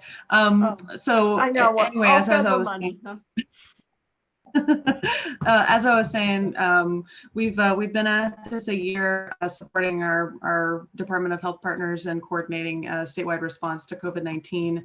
I will note that COVID-19 is the largest major disaster declaration that Vermont has had, at least in our recent history. I would say our history. It has now exceeded Tropical Storm Irene, and we are close to the end. We see the end in sight, but we're not there yet. So we will certainly have quite a bit of work to do in terms of after action when this is all over, to update our plans and procedures with lessons learned from COVID-19, and we look forward to that. Some of that's really what's been keeping us busy for the past year. I won't say that the Q word in terms of other disasters, but we continue to maintain a level of preparedness to be able to respond to other types of disasters as well, concurrently with COVID-19. Okay. Yeah, it has been a busy year. Yes. I had one question. I don't know who to direct it, and that's the 911 relationship. And I know that they, that there's funding there. There are challenges, and I know that we had reduced the number of PSAPs and we've consolidated. Can you just give us our read on where we are in terms of emergency call? And I guess that wouldn't fall into your shop, but I guess that's probably in public safety, in state police. Is the Colonel the lucky winner on that one? I'm happy to give you the broad overview, and then okay. If the Colonel's got detail to add around the operations of the two PSAPs. The storm that followed the PSAP consolidation has finally subsided. I think we're finally at a point where staffing has rebounded, and there's some stability in the PSAPs as a result of an extensive amount of work on behalf of the supervisors there and the state police command staff. Those two, just to give you the overarching view, those two state-run public safety answering points are 2 of 6 that exist statewide that are sizable. And the relationship with 911 is a good one.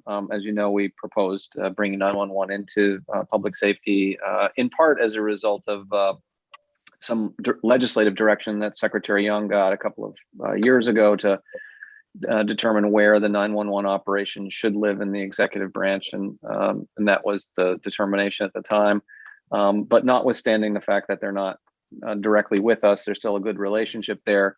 And of course, as you know, there's a revenue shortfall that's structural in the 911 operations. So that could have an impact on the operations of the PSAPs if 911's not able to maintain their contracts for service with the public safety answering points. We take in about $700,000 and change, maybe 726, Rick, from 911. So there is an interrelationship there. Yeah, we're aware of their funding problem. And so that yet to be addressed. And even if the new agencies created, that funding reality comes with it. It does. I will flag for you there could be some longer term savings as we take some the talent that exists in our radio technology services group in 911 and in the PSAPs and maybe cross pollinate some of that. There could be some savings there. Again, we don't anticipate immediate cost savings that are going to be earth shattering, but as you combine things that have like operations and like engineering, there's some possibilities there. The other thing I would flag is that we're currently on hold on our ability to bill for dispatch services. Last year, we put forth a plan Legislature passed in S124 a component of that said don't exercise your billing authority until the legislature sets the fees. We had, when we put it forth, we had not anticipated it being something that balances our budget. It was just to create parity in what the towns are paying across all the different dispatch operations. So that could be looked at as a potential revenue stream to help balance some of the deficit to 911, because we never proposed where that money would go if those bills were to start flowing. I think the towns are getting along good the way they are. Well, you mean with free services, Senator? Yes. But the towns that are paying the sheriff's departments or other services have a different perspective. I wonder why, Bobby. Because they're being overcharged and they agreed to it. Well, I mean, ask Richie what they're paying. I know. Well, free is hard to beat. No, we'll talk about it later. Oh, well, I know, but for the towns that rely on the state police, there's no charge. Well, some pay and some don't. At this stage, just to be clear, Senator, there is no one paying because there was consternation 6 or 7 years ago over the disparity in payment, and because there was an inability to come to a consensus on what the payment should look like, all the bills disappeared. Oh, well, that was nice of you to do away with all. So you can see why the towns have different points of view on this. The ones Chair, just a point of clarification. Very happy. Yes, Senator. Yes, Colonel Birmingham. Was that your I'm voice? sorry, just a point of clarification. For a minute there, it seemed like we were talking about dispatching and then law enforcement services. So I just want to make sure we're talking about the same thing. They're very different. Oh, yeah. Yeah, they are. Okay. All right. You have a lot of contracts for law enforcement with towns. Yes. So for a minute, I thought we were off the dispatching. I'm sorry. I just wanted to clarify that. I don't know. Were you, Bobby? Were you off? No, I was on. Oh, okay. All right. Just thought I would double check. Other questions of the staff we have? Anyone else have comments or anything that we haven't thought of that we should have thought of? Or anything that we didn't ask that you really didn't want us to ask? No, we gave you all the warts. Because the department has been so focused on pandemic response, our budget is not overly creative this year. So it's pretty much just working off the base and doing moving forward initiatives that we already had in motion in 2020. The only thing I haven't said that I think is just important to note is the sheer volume of work that each division has going, whether it's the state police in modernization of law enforcement operations, emergency management with management of the largest disaster and the longest running continuous operation of the State Emergency Operations Center. Tomorrow will be 1 year, and the previous record is 17 days. Fire safety, doing all of its work in innovative ways against the COVID backdrop, adopting new technologies, and even looking at altering some operations to collapse some of our spaces together to help save a little bit of money. That's been going on. The lab has trudged through this unabated for a year, while simultaneously assigning, I think, 7 staff to the health lab to help with COVID testing. So that's a sizable contingent from the lab.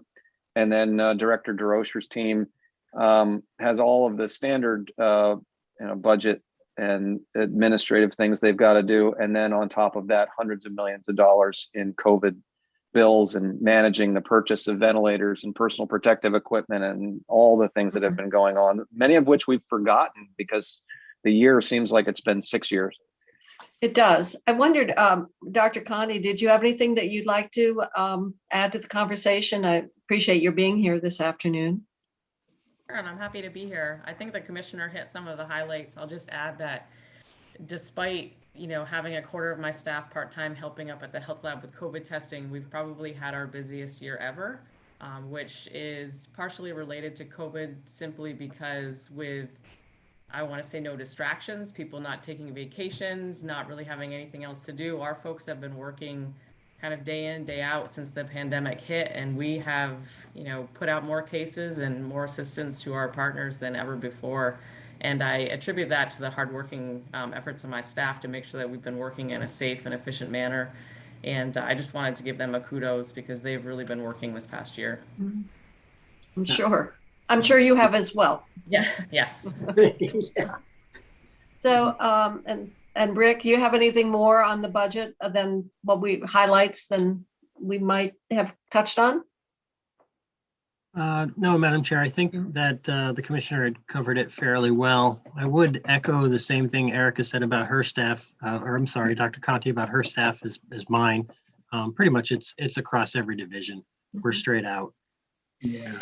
I know it's been for such a long, people are really feeling very, very fatigued. I think maybe with some warm weather, with the vaccinations and sort of the end in sight, it will give people a little, and maybe a little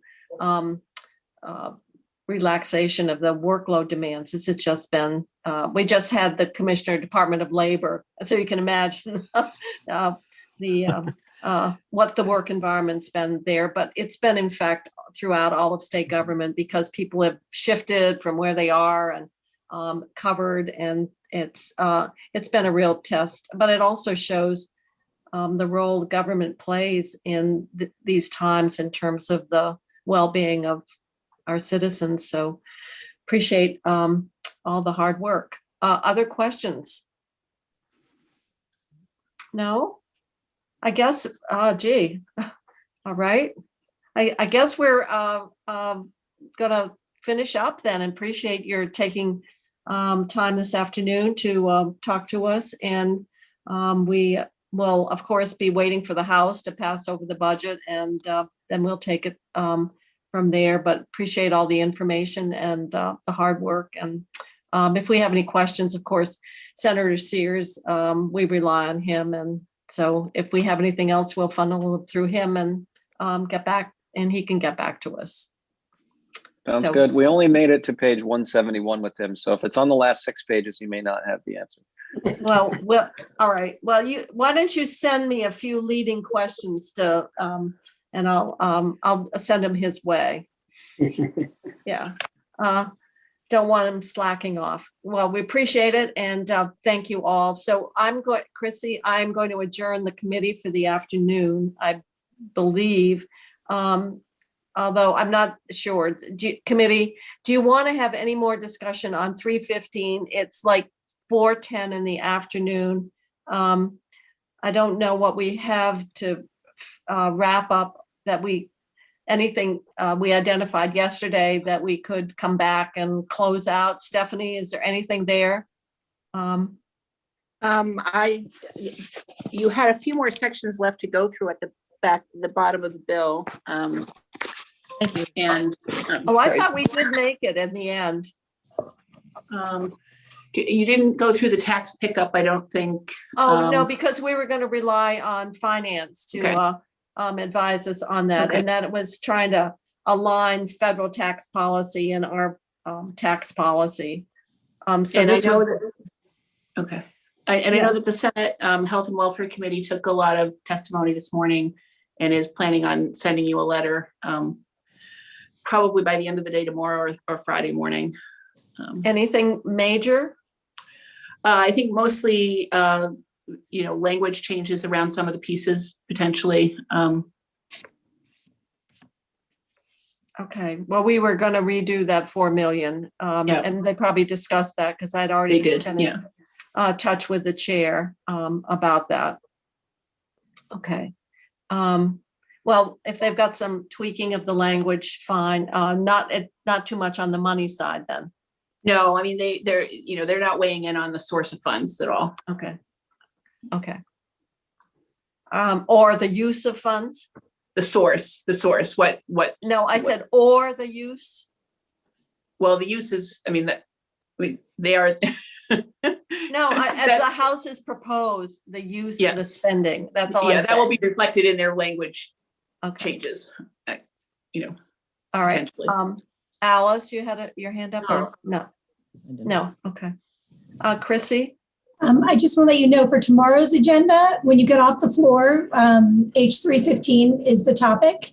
So Okay. circle back with outstanding issues at that time, followed by tax. And I'll send you guys all the agenda for tomorrow along with handouts. But I just wanted to alert you that it is on the agenda for tomorrow, 3:15. Okay. Chrissy, could you send me the material on the Secretary of State's changes that we're gonna offer on the floor?